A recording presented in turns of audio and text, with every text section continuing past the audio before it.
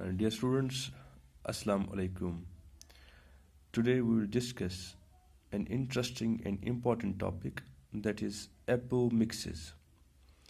Apomixis जो है, it is sometimes interchangeably used with asexual reproduction. That is, apomixis and asexual reproduction, they are treated as synonyms.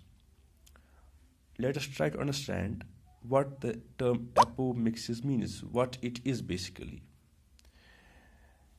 The term apomixis was for the first time used by Winkler in 1908. Literally, अगर हम इसके meaning पे जाएंगे, ये बना है दो words का. One is apo, means without, and second is mixes, means fusion.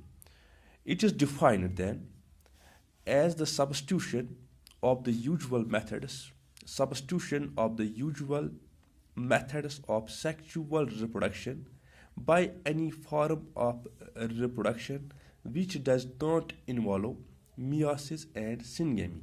यानी हम एपोमिक्सिस बोलते हैं उस चीज़ को जब जो यूजुअल सेक्सुअल रिप्रोडक्शन है इस चीज़ को सब्स्टिट्यूट करेगा रिप्रोडक्शन का कोई और तरीका जहाँ पे न तो मियासिस होगी और न सिनगैमी होगी. आपको याद होना चाहिए, जब मियासिस होती है तभी बनते हैं हैप्लॉइड गेमेट्स, और जब गेमेट्स बनते हैं फिर मेल और फीमेल गेमेट का फ्यूजन होता है, तो उस चीज़ को हम नाम बोलते हैं सिनगैमी. यहाँ पे हम बात करते हैं there is sexual reproduction, there is reproduction, but it is without formation of gametes and without fusion of gametes. तो इस चीज़ को जब रिप्रोडक्शन हो जाएगी without formation and fusion of gametes, इस चीज़ को हम ये भी बोलते हैं फिर नाम एसेक्सुअल रिप्रोडक्शन. अगर हम फ्लावरिंग प्लांट्स की बात करें, फ्लावरिंग प्लांट्स में जो एसेक्सुअल रिप्रोडक्शन है इसकी दो मेन किस्में हैं. एक को हम नाम बोलते हैं एगेमोस्पर्मी और एक को हम नाम बोलते हैं वेजिटेटिव प्रोपगेशन. इसमें से जो वेजिटेटिव, ये जो क्लासिफिकेशन है एसेक्सुअल रिप्रोडक्शन की, ये दी है एक साइंटिस्ट ने जिसका नाम था हेजलप हैरिसन 1972 में. अब इन दो टाइप्स में से जो वेजिटेटिव प्रोपगेशन है इसको हमने स्टार्ट में ही पढ़ लिया है. We have read about it in the start of the chapter. अब बचता है एगेमोस्पर्मी, तो इसकी हम बात करते हैं. जो एगेमोस्पर्मी है इसको हम डिफाइन करते हैं. It's a type of plant apomixis in which the embryos and seeds are formed. Embryos and seeds are formed by asexual reproductive methods without involving meiotic gametogenesis and sexual fusion of gametes. यानी हम बोलते हैं जो एगेमोस्पर्मी है ये plant apomixis का वो वाला तरीका है जिसमें एम्ब्रियोज और सीड तो बनते हैं, लेकिन वो एम्ब्रियो और सीड की जो फॉर्मेशन है वो हो जाएगी with out formation of gametes and with out fusion of gametes. यानी गैमेट्स के बनने के बगैर और गैमेट्स के फ्यूजन के बगैर ही हमें एम्ब्रियो बन जाता है और आगे चल के सीड डेवलप होते हैं. तो that is embryo formation and seed formation occurring without formation and fusion of gametes. इसी चीज़ को हम नाम बोलते हैं एगेमोस्पर्मी. फिर अगर एगेमोस्पर्मी की बात करें, इसकी तीन मेन किस्में हैं. एक है नॉन रेकरेंट एपोमिक्सिस, एक है रेकरेंट एपोमिक्सिस और एक है जिसको हम नाम बोलते हैं एडवेंटिव एम्ब्रियोनी. तो पहले हम बात करेंगे नॉन रेकरेंट एपोमिक्सिस की. देखिए इस नॉन रेकरेंट एपोमिक्स में क्या होता है आपको पता होना चाहिए. जो ओव्यूल होता है, ओव्यूल में होती है पहले आर्चिस्पोरियम जो डिफरेंशिएट होती है, फिर वो एक्ट करती है एज मेगास्पोर मदर सेल. जो मेगास्पोर मदर सेल है वो करती है मियासिस, तो वहाँ बनते हैं 4 मेगास्पोर्स. फिर अगर आपको याद होगा इन 4 में से जो ये 4 मेगास्पोर्स होते हैं, इन 4 में से यूजुअली 3 होते हैं डिजेनरेट और एक मौजूद रहता है, उसको हम नाम बोलते हैं फंक्शनल मेगास्पोर.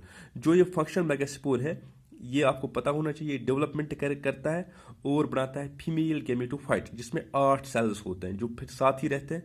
तो बनाता है फीमेल गेमेटोफाइट।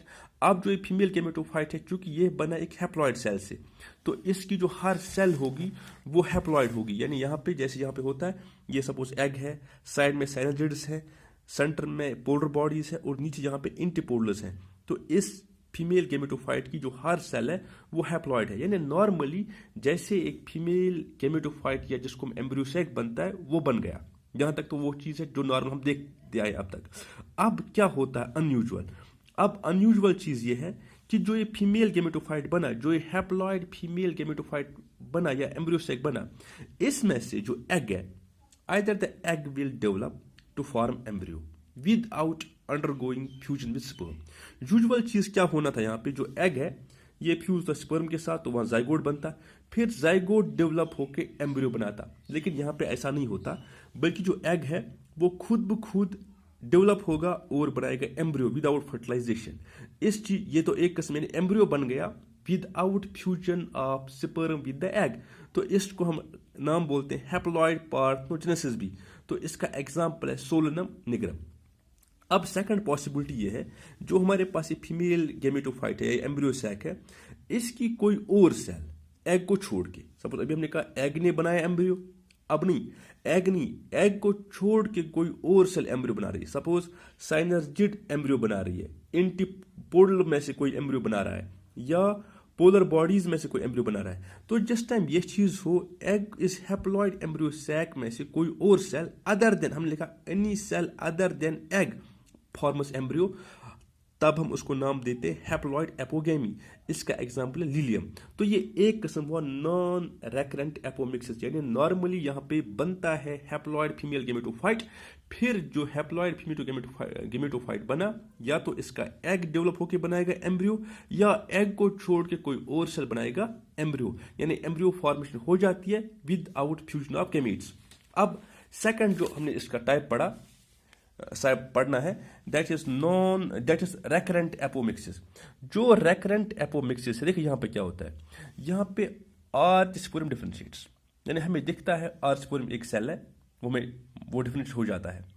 उसके बाद जो आर्च स्पोरियम है वो तो यूजुअली एक्ट करता है एज मेगास्पोर मदर सेल, यानी वो क्या करता है, वो पहले उसमें होती है मियासिस और वो बनाता है 4 मेगास्पोर्स, फिर इन 4 में से 3 होते डिजेनरेट और एक काम करता है। लेकिन यहाँ पे जो आर्चस्पोरियम है, ये तो हमें लग रहा है यार कोई सेल आर्चस्पोरियम है, लेकिन ये archesporium meiosis, it does not undergo meiosis, but it differentiates, it then differentiates and developers, it differentiates and develops to produce diploid female gametophyte। यानी ये आर्चस्पोरियम खुद ब खुद without undergoing myiasis, without formation of megaspores, ये बनाता है 3 बार division करके बनाता है 8 सेल्स जो खुद को ऑर्गेनाइज करते हैं और बनाते हैं फीमेल गेमेटोफाइट। जो ये फीमेल गेमेटोफाइट यहाँ पे होगा, इसकी हर सेल 2n यानी डिप्लॉयड होगी। तो रेकरेंट एपोमिक्सिस में जो फीमेल गेमेटोफाइट है या जो एम्ब्रियोसैक है वो बनता है डिप्लॉयड। अब यहाँ पे पॉसिबिलिटीज क्या है, जो ये डिप्लॉयड एम्ब्रियोसैक या फीमेल गेमेटोफाइट बना, अब अगर इसका एग, इस फीमेल गेमेटोफाइट का जो एग है, जो 2n एग है, जो डिप्लॉयड एग है, ये डेवलप होके एम्ब्रियो बनाएगा, तब हम उसका नाम बोलते हैं डिप्लॉयड पार्थेनोजेनेसिस। अब अगर एग को छोड़ के कोई और सेल बनाती एम्ब्रियो, तब उसको हम नाम बोलते हैं जनरेटिव एपोस्पोरी, यानी ये सेकंड टाइप है एपोमिक्सिस का, दैट इज रेकरेंट। रेकरेंट में आपको याद रखना है archesporium differentiates, it directly develops to form female gametophyte without undergoing meiosis, resulting in formation of diploid female gametophyte. Then if the egg from this diploid female gametophyte develops to form embryo, the process will be known as diploid parthenogenesis. And if any other cell of this diploid embryo sac other than the egg cell forms embryo, it is known as generative apospory. अब third किस्म जो इस apomixis का है उसको हम नाम बोलते हैं एडवेंटिव एम्ब्रियोनी। एडवेंटिव एम्ब्रियोनी में क्या होता है, it's there is formation of embryo directly from any sporophytic cell of nucleus और इंटीग्यूमेंट ऑफ द ओव्यूल। जो ओव्यूल होता है या जो ओव्यूल जो होता है, ओव्यूल की कोई स्पोरोफाइटिक सेल, सपोज न्यूक्लियस की कोई सेल डायरेक्टली डेवलप हो जाएगी और बनाएगी एम्ब्रियो, या इंट्रूगमेंट की कोई सेल, इंट्रूगमेंट जो कवर्स होते हैं ओवल पे, इंट्रूगमेंट की कोई सेल जो है वो डायरेक्टली डेवलप होके बनाएगी एम्ब्रियो। अगर ये चीज हो गया यानी एम्ब्रियो बन गया, यहाँ पे तो कहीं पे गैमेट बन गए ना, उनका कहीं फ्यूजन हो गया, तो ऐसी डायरेक्टली कोई स्पोरोफाइट, कोई न्यूक्लियस की सेल या कोई इंट्रूगमेंट की सेल डेवलप होकर एम्ब्रियो बनाती है, तो ये जो नाम है वो है, इस प्रोसेस को हम बोलते हैं एडवेंट टू एम्ब्रियोनी। तो यहाँ देख लीजिए, अगर ये हम मान के चलते हैं, ये जो पूरा स्ट्रक्चर है यहाँ पे, ये ओव्यूल है, इसके अंदर ये फीमेल गेमेटोफाइट है, ये बाहर थोड़ा न्यूक्लियस बचे, उसकी सेल्स बची है, ये कवर्स इंट्रूगमेंट्स। अब अगर ये बाहर जो है हमने दिखाया ये ओवरी है, क्योंकि ओव्यूल होता है ओवरी के अंदर।